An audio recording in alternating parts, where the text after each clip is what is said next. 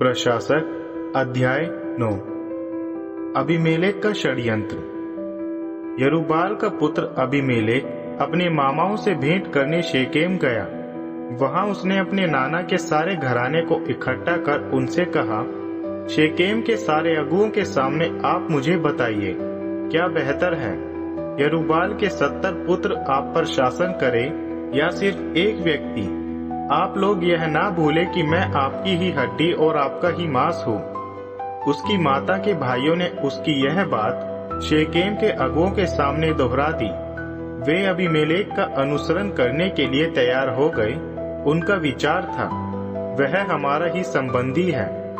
उन्होंने उसे बाल बेरीत के मंदिर में से चांदी के 70 सिक्के दे दी, जिनसे अबीमेलेक ने नीच और लुच्चे लोगों को अपने पीछे होने के उद्देश्य से भाड़े पर ले लिया। फिर वह ओफरा में अपने पिता के घर पर गया और वहां अपने भाइयों को, यरूबाल के 70 पुत्रों को एक ही चट्टान पर ले जाकर मार दिया। किंतु यरूबाल का छोटा पुत्र योथाम बचा रह गया, क्योंकि वह छिप गया था। सभी शेकेम वासी एव सभी बेत मिलो वासी इकट्ठा हो गए तथा उन्होंने शेकेम में खंबे के बांज वृक्ष के पास अबीमेलेक का राज अभिषेक कर दिया। जब योथाम को इसकी सूचना दी गई, वह गेरिजीम पर्वत शिखर पर जा खड़ा हुआ। वहां से उसने ऊंची आवाज में कहा, सुनो शेकेम के शासकों, कि परमेश्वर भी तुम्हारी सुने। वृक्षों ने अपने लिए राजा चुनने की योजना बनाई। उन्होंने जैतून वृक्ष से कहा, हम पर शासन करो। जैतून वृक्ष ने उत्तर में कहा, क्या मैं अपना वह अमूल्य तेल बनाना रोक दूं, जिसके द्वारा देवता तथा मनुष्य सम्मानित किए जाते हैं, और अन्य वृक्षों के ऊपर जाकर लहराता रहूं? वृक्षों ने अंजीर वृक्ष से विनती की, आइए हम पर शासन कीजिए। मगर अंजीर वृक्ष ने उन्हें उत्तर दिया, क्या मैं अपनी मिठास और अच्छे फल उगाना छोड़ दूं और अन्य पेड़ों के ऊपर जाकर लहराता रहूं? तब वृक्षों ने अंगूर की बेल से विनती की, आइए हम पर शासन कीजिए।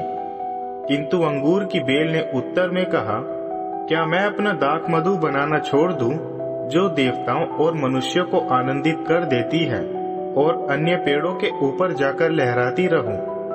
अंत में सभी वृक्षों ने झड़बेरी से कहा, आइए हम पर शासन कीजिए। झड़बेरी ने वृक्षों से उत्तर में कहा, यदि आप लोग सच में मेरा राज अभिषेक करना चाह रहे हैं, तो आकर मेरी छाया में आसरा ले लीजिए, और अगर नहीं तो झड़बेरी से आग निकले और लबानोन के देवदार के पेड़ भस्म हो जाए। क्या आप लोगों ने सच्चे मन से अबीमेलेक को राजा बनाया है, तथा ऐसा करने के द्वारा आप लोगों ने यरूबाल एवं उसके परिवार का भला किया है? क्या आपने वही किया है जिसके लिए वह योग्य था? तुम्हारी भलाई के लिए मेरे पिता ने युद्ध किया, अपने प्राण खतरे में डाले तथा आप लोगों को मिद्यानियों की अधीनता से छुड़ाया। किंतु आज आप लोगों ने मेरे पिता के परिवार के विरुद्ध विद्रोह कर दिया है। आपने उस एक ही चट्टान पर उनके 70 पुत्रों का वध कर दिया, और आपने उनकी सेविका के पुत्र अबीमेलेक को शेकेम पर राजा बना दिया है, केवल इसलिए कि वह आपका संबंधी है। यदि आप लोगों ने आज यरूबाल तथा उनके परिवार के साथ निष्कपट भाव से सच्चाई में व्यवहार किया है, तो अबीमेलेक में ही आपका आनंद होता था, वह भी आप में ही प्रसन्न रहे। किंतु यदि नहीं, तो अबीमेलेक द्वारा आग भेजी जाए और शेकेम तथा बेत मिल्लो के लोग इसमें भस्म हो जाए, और शेकेम तथा बेत मिल्लो के अगुओं की ओर से आग निकलकर अबीमेलेक को भस्म कर दे। यह कहकर योथाम वहां से भाग निकला। वहां से वह बयर जा पहुंचा और अपने भाई अबीमेलेक के डर से वहीं रहने लगा। अबीमेलेक इज़राइल पर 3 साल तक शासन करता रहा। तब परमेश्वर ने अबीमेलेक तथा शेकेम वासियों के बीच एक बुरी आत्मा भेज दी। परिणाम स्वरूप शेकेम वासियों ने अबीमेलेक से विश्वासघात किया, इसलिए कि यरूबाल के 70 पुत्रों से की गई हिंसा का बदला लिया जा सके और उनके खून का दोष उनके भाई अबीमेलेक पर लगाया जा सके, जिसने उनकी हत्या की थी, तथा शेकेम के व्यक्तियों पर भी, जिन्होंने उसे अपने भाइयों की हत्या के लिए उकसाया था। उसके लिए शेकेम के लोगों ने पहाड़ों की चोटियों पर अपने लोगों को घात में लगा दिए, जो वहां से निकलते हुए यात्रियों को लूट करते थे। इसकी सूचना अबीमेलेक को दे दी गई। एबेद का पुत्र गायल अपने संबंधियों के साथ शेकेम गया। वह शेकेम वासियों का विश्वास पात्र बन गया। उन्होंने अपने अंगूर के बगीचों में जाकर अंगूर इकट्ठे किए, अंगूर रोंदे और अपने देवता के मंदिर में उत्सव मनाया। वहां उन्होंने भोजन किया, पेयपान किया और फिर अबीमेलेक को शाप भी दिया। तब एबेद के पुत्र गायल ने कहा, कौन होता है अबीमेलेक और कौन होता है शेकेम कि हम उनकी सेवा करें? क्या वह यरूबाल का पुत्र नहीं? क्या जबूल उसका सहायक नहीं? हाँ, शेकेम के पिता हामोर के साथियों की सेवा अवश्य करो, किंतु हम भला अबीमेलेक की सेवा क्यों करें? अच्छा होता कि ये लोग मेरे अधिकार में होते, तब मैं अबीमेलेक को ही हटा देता। तब उसने अबीमेलेक से कहा, अपनी सेना को बढ़ाकर मुझसे युद्ध के लिए आ जाओ। जब नगर अध्यक्ष जबूल ने एबेद के पुत्र गायल का यह बातें सुनी, वह क्रोध से भड़क गया। उसने तोरमा नगर को अबीमेलेक के पास अपने दूत भेजे। संदेश यह था, देखिए एबेद का पुत्र गायल तथा उसके संबंधी शेकेम आ गए हैं। यहाँ वे नगर को आपके विरुद्ध उकसा रहे हैं। इस कारण आप अपनी सेना को लेकर रात में मैदान में घात लगा दीजिए। सूरज उगते ही आप नगर पर टूट पड़िए। जब गायल अपनी सेना के साथ आप पर हमला करेगा, आप उसके साथ वही कीजिए जो आपको सही लगे।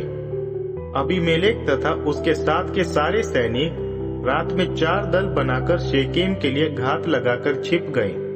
एबेद का पुत्र गायल जाकर नगर द्वार पर खड़ा हो गया। अबीमेलेक तथा उसके सैनिक घात से बाहर आए। यह देखकर गायल ने जबूल से कहा, देखो, लोग पहाड़ की चोटियों से नीचे आ रहे हैं। किंतु जबूल ने उसे उत्तर दिया, आपको तो पर्वतों की छाया ही सेना जैसी दिखाई दे रही है। गायल ने दोबारा बताया, देश के बीचों बीच से लोग नीचे आ रहे हैं तथा शकुन शास्त्रियों का एक दल बांज वृक्ष के मार्ग से आ रहा है। इसे सुन जबूल ने उससे कहा, क्या हुआ आपकी उन डींगों का जब आप कह रहे थे, कौन है अबीमेलेक कि हम उसकी सेवा करें? क्या ये वे ही लोग नहीं जिनसे आप घृणा करते रहे? अब जाइए और कीजिए उनसे युद्ध। गायल गया और शेकेम के पुरुषों की अगुवाई करके अबीमेलेक से युद्ध किया।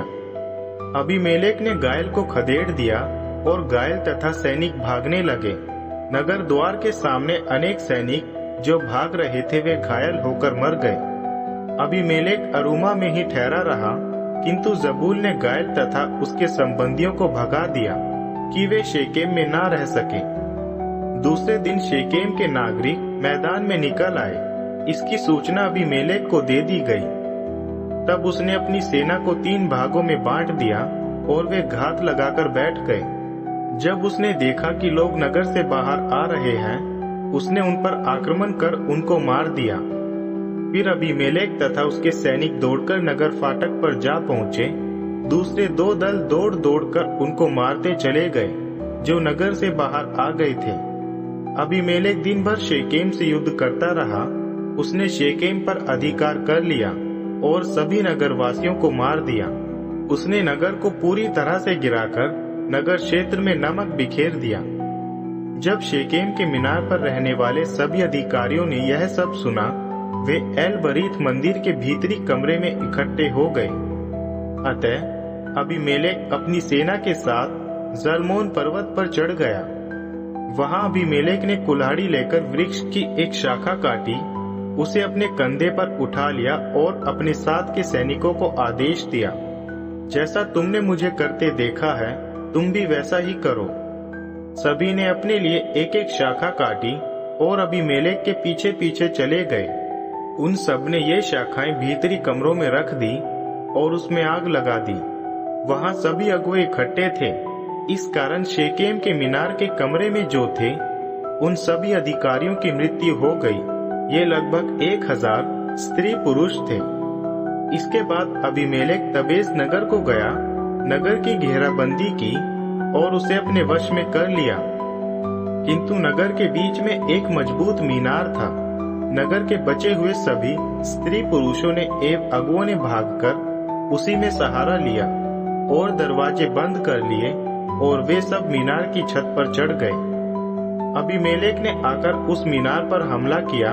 वह मीनार में आग लगाने के उद्देश्य से द्वार के पास आया ही था कि एक स्त्री ने चक्की का ऊपरी पार्ट अबीमेलेक के ऊपर गिरा दिया। इससे उसकी खोपड़ी कुचल गई। उसने तुरंत अपने युवा हथियार ढोने वाले को बुलाकर आदेश दिया, अपनी तलवार निकालो और आजाद करो मुझे इस स्थिति से, ताकि मेरे संबंध में यह ना कहा जाए एक स्त्री ने उसकी हत्या कर दी। सो उस युवा ने उसे तलवार से बेध दिया। उसकी मृत्यु हो गई। जब इजरायलियों ने देखा कि अबीमेलेक की मृत्यु हो गई है, वे सब अपने अपने घर लौट गए। इस प्रकार परमेश्वर ने अबीमेलेक से उस दुष्टता का बदला ले लिया जो उसने अपने 70 भाइयों की हत्या करने के द्वारा अपने पिता के विरुद्ध की थी। इसके अलावा परमेश्वर ने शेकेम निवासियों की सारी दुष्टता का भी बदला ले लिया और यरूबाल के पुत्र योथाम का शाप उनके सिर पर आ पड़ा।